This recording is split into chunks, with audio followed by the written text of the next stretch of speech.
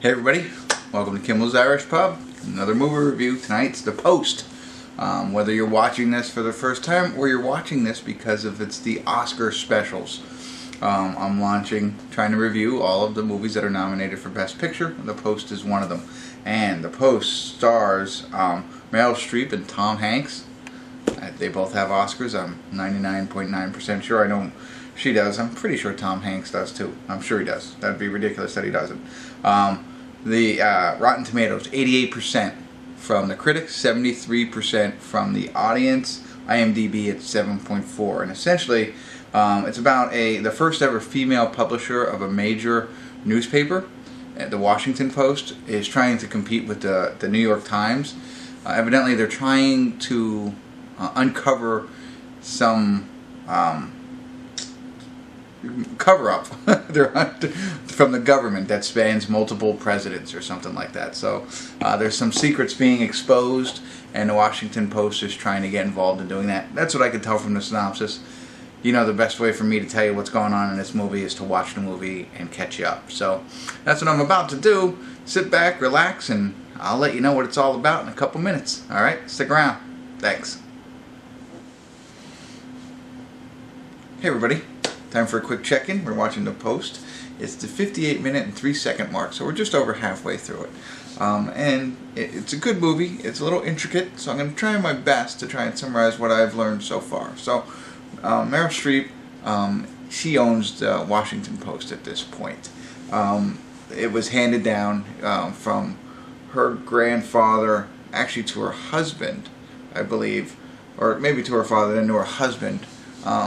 And then her husband died, and so she took it over. So that's a little background there. She's in the process of trying to take the paper public. So they're struggling to keep the business afloat, keep the paper afloat. So she thinks by taking it public, they'll have more money to expand operations. So that's the decision she's making right now.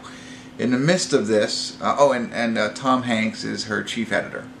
So he works for her.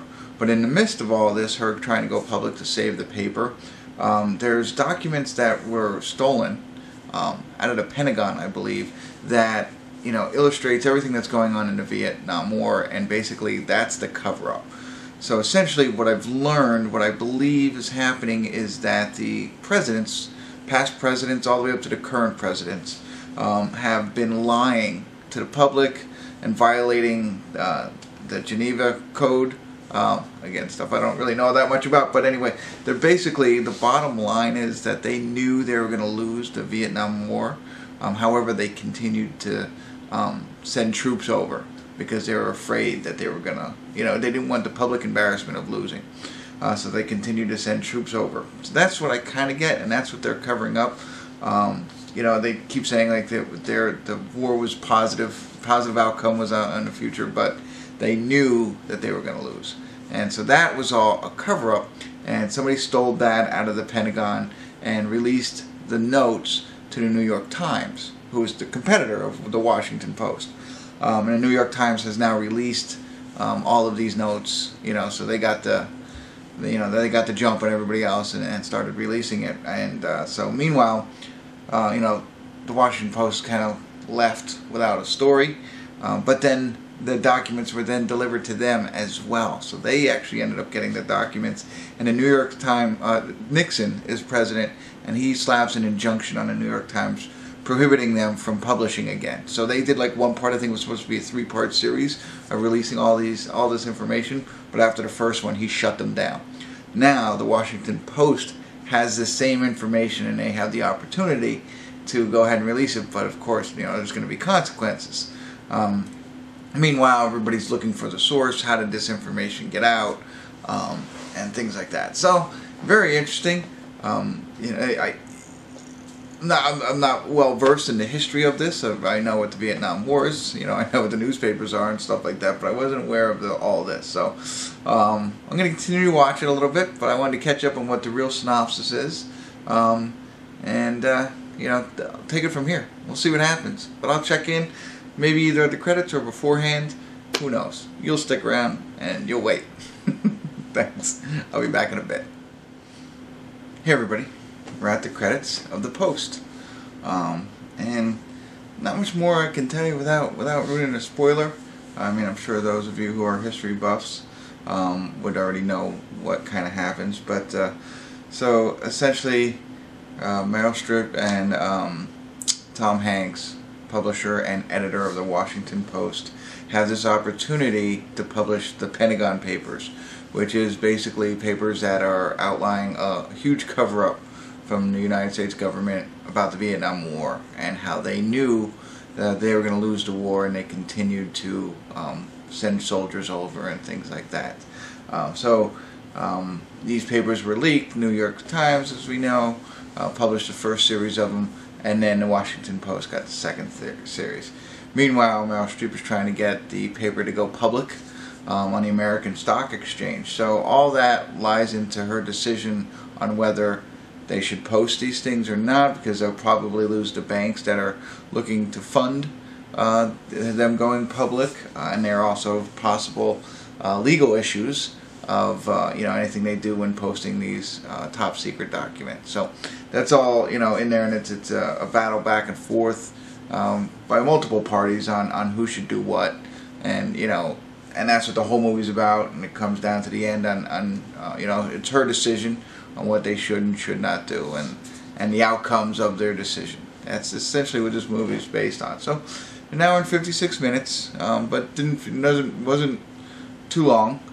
Sometimes when they're over the hour and 45 minutes, they seem like they drag on a little bit, but I don't think that one did. This one did. Very interesting. Now that I figured it all out, and it was all done during Nixon's presidency, so we also know how that ends. But this was before that. So Watergate was in '72, and this is in 1971, and they're almost a year apart, I think, in the series of events. But great acting. I thought everybody did a wonderful job of acting. No shots of the real people at the end, but I enjoyed it. I did. I probably,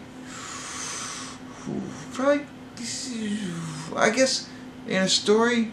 Let me step back here a little bit. In a story that's about a newspaper, about history. It's not, again, something I'd really be interested in, but I found myself very interested in the movie. Not nodding off or anything like that. So I'm gonna give it an 8. I think that's I'm gonna give it an 8. I thought it was well done. Not sure of how accurate it is. I'm gonna take it at face value that it is very as accurate as can be, but I don't know that. I'll research that and find out. But I thought it was good, educational. A lot of these history movies I know nothing about. So I know about Vietnam War and Watergate and Nixon and stuff like that, but not this whole Pentagon Papers thing. I do remember a little bit about it, but not enough to know about it coming into the movie. Now I know a little bit more. But anyway, so if you're a history buff and like those kinds of movies, this is obviously one for you. If you like to see good acting, another good one for you here. Or anything around that, the Nixon administration. I think all around good. But if any of those aren't your cup of tea, you still might enjoy this movie, because I did. So check it out. Let me know what you think.